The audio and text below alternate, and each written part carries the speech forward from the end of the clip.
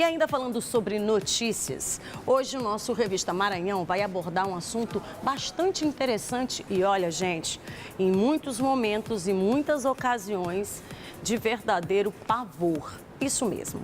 Hoje a gente vai abordar a angústia, um sentimento que muitas vezes nos prende a ponto de impossibilitar de muitas pessoas saírem inclusive de casa. E essa angústia, acredite, é causada por essa insegurança que a gente vivencia hoje de forma muito mais próxima a nós. Olha só.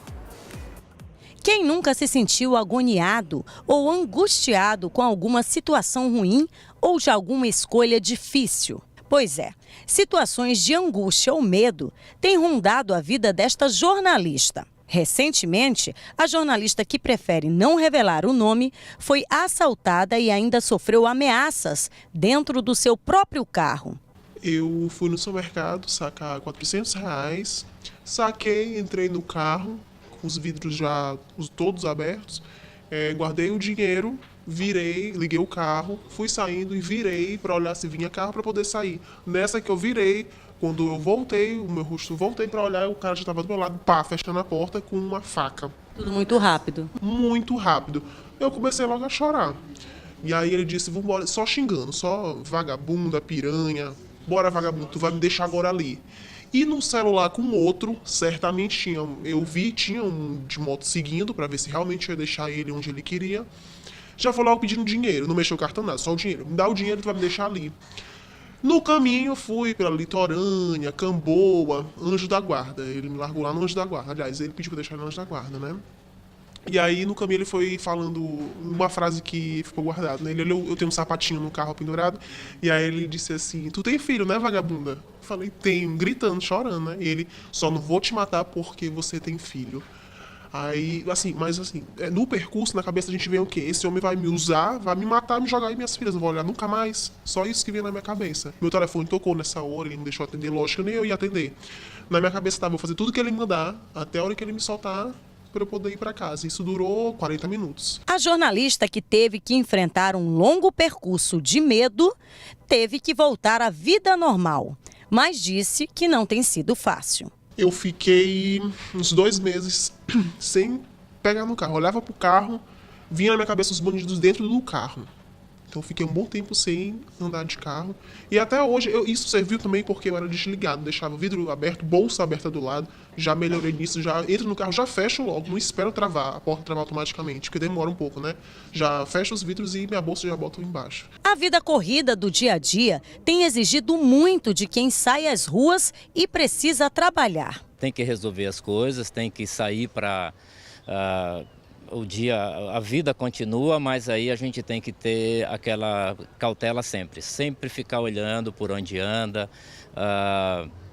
se tem segurança ou não. A gente vê o que está acontecendo nas redes sociais, todo mundo compartilhando assalto o tempo todo, sequestro, carro roubado, então a gente não sente seguro em lugar nenhum aqui em São Luís, principalmente nesses lugares aqui que são mais abertos.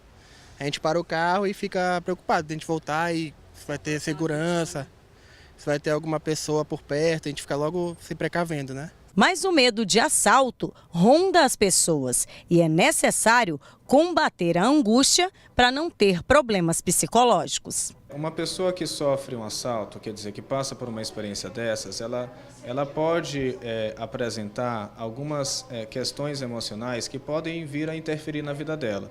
Vamos supor que a pessoa sofra um assalto na ocasião em que esteja dirigindo o seu carro, indo para casa, indo para o trabalho.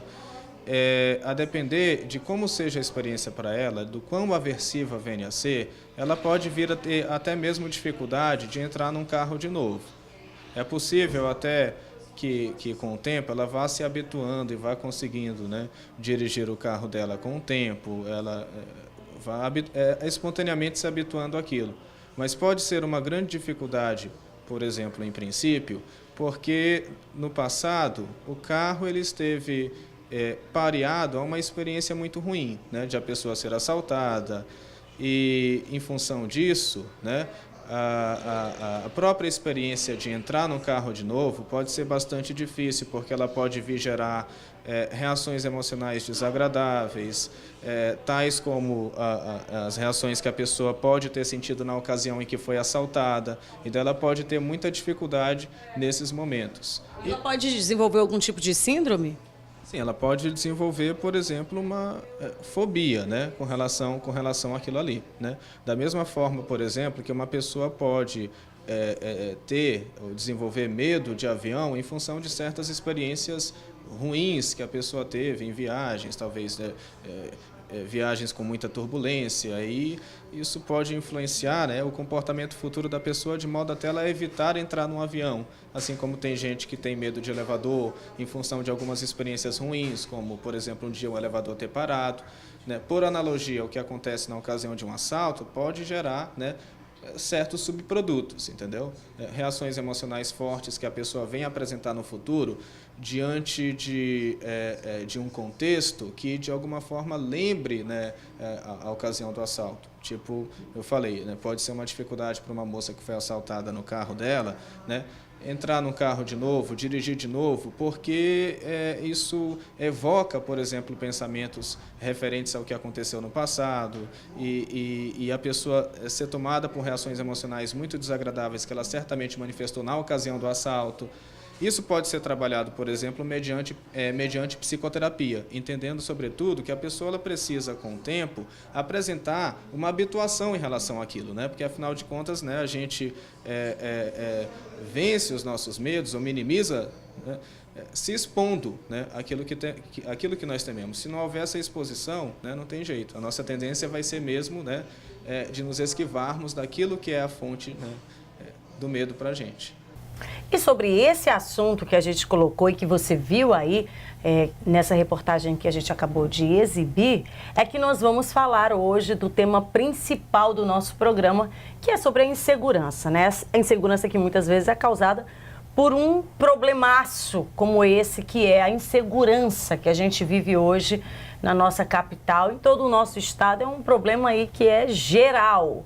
Para falar sobre isso e também para dar algumas dicas simples, mas que a gente esquece no dia a dia, eu recebo hoje o Erinaldo Sodré, ele que é empresário e que também é proprietário de uma empresa voltada à segurança e que também, gente, olha só, já foi vítima de um assalto. É isso mesmo, Erinaldo? É, isso mesmo. Realmente também eu fui, vamos dizer vítima dessa situação. Caramba, é algo que você não espera, né, cara? É em qualquer local que você tá. É interessante que eu fui num cliente nosso, né? Fui visitar um cliente nosso, e aí era uma gráfica na época, era uma recepção, e aí quando chegamos lá, as pessoas que foram nos abordou toda a gráfica, elas entraram depois de nós. E o proprietário da gráfica achando que eram nossos funcionários, e nós achando que era o dele. Nossa Senhora. E aí, quando eu estava de costa, tomando água, ele anunciou o assalto, eu não ouvi, e eu só olhei as pessoas na visão periférica, de mão para cima. Que brincadeira é essa? E aí, quando eu virei, dei de frente com um homem armado, muito nervoso, tremendo, com um revólver na mão, e pedindo os pertences, e automaticamente foi entregando, claro, né? Porque a prevenção é a melhor maneira. Mas numa situação dessa, a primeira coisa a fazer é entregar os pertences. Exatamente isso que eu já ia começar a te perguntar. Não reagir nunca. Nunca. E na verdade, porque você é pego de surpresa, né? Seja na rua, seja em casa, seja no trabalho, porque a gente não tem mais local. Então, hoje, a primeira atitude é estático. Isso mesmo. Sem reagir. Sem reagir. Até porque você tem que analisar o ambiente, né? E quando tem pessoas perto de você, é muito mais complicado ainda, porque você se torna refém não você próprio, mas também as pessoas perto de você. Porque qualquer atitude errada sua pode acarretar uma série de tragédias. Erinaldo, e quando se pede, passem os pertences, a situação é esse movimento, até um movimento que você faz para tirar da bolsa, ou então para entregar, ou entrega tudo de uma vez? Um movimento, aí é um raciocínio muito rápido, com a questão também da tranquilidade. Tem várias emoções envolvendo esse momento, mas o mais correto é levemente você pegar seus pertences e entregar, né? A visão na época que aconteceu comigo, eu pensei muito rápido, né? Então eu só entreguei um relógio. e o celular pequeno, o outro celular mais caro ficou no outro bolso, eu não entreguei. Também não entreguei a carteira. Então, quer dizer, é uma situação rápida, tem que pensar rápido. Porque aquele momento é fração de segundo que acontece. Não demorou nem, acho que 1 minuto só. Eles têm Essa pressa, situação, né? E impressionante que já tinha um táxi lá fora aguardando eles. Então, assim, nós temos que ter muito atenção redobrada para uma situação dessa. E principalmente no grande índice que está hoje a violência na nossa capital, né? Até porque eles estão aí, gente, não tem nada a perder, né? Quem tem a perder é quem de fato está sofrendo o assalto. E quando tem arma de fogo envolvida, por exemplo, por conta do índice de insegurança, de violência, muitas pessoas também resolveram se armar, né? E aí, como lidar com isso? Mas o que mais alarmante, é a incapacidade da pessoa que adquiriu uma arma conduzi-la. Né? Porque não é apenas ter um porte de arma ou conduzir uma arma, mas tem que ser legalizada. Por quê? Porque tem uma questão da frieza, do tempo certo de agir, do tempo certo de sacar uma arma. Tem todo um sabe? preparo, Tem todo um preparo psicológico para você puxar uma arma e atirar. Não é só o simples fato de você pegar uma arma, retirar ela de onde você está guardando e disparar sobre o elemento, vamos dizer assim. Tá? Existe um processo. Se você realmente não for uma pessoa responsável e centrada, no lugar de você se livrar de um assalto, você vai acontecer uma tragédia. Caramba. Porque você vai atirar, sei lá... Sem preparo nenhum. Vai errar provavelmente o alvo, aí automaticamente outro tá armado também. Vai acontecer uma tragédia, né? Reinaldo, e quando você está na rua, né? Geralmente a gente sabe que existem esses assaltos corriqueiros com bastante frequência quando a mulherada... O alvo principal é a mulher, né? Bolsa e tudo mais. Se tem, diz que ela é um pouco mais relapsa do que os homens, né? Em questão de segurança. Até o caminhar da bolsa, tudo uma questão... O celular. Então ela é muito pouco mais relapsa. Ela não atenta muito para isso. Só aquelas que já foram acometido numa situação dessa. Entregar celular, entregar bolsa e o melhor, né? Saber onde e quando usar. Infelizmente. É isso mesmo. Caramba, gente, são muitos detalhes que, na verdade, acaba fazendo uma diferença total no nosso dia a dia, né? Porque tem que conviver, né? Vai fazer o quê? Porque o poder público que deveria assegurar esse direito que é nosso de cidadão, infelizmente, tá aí do jeito que tá. Mas olha só, gente, hoje, na verdade, a gente inaugura aqui uma série de reportagens, lógico, assinadas pela Ativa Segurança, que vai mostrar pra gente dicas bem bacanas de como se proteger. E olha só, condomínio é o nosso próximo alvo, por isso fica atento, fica com a gente, porque semana que vem a gente vai conversar sobre segurança dentro do condomínio.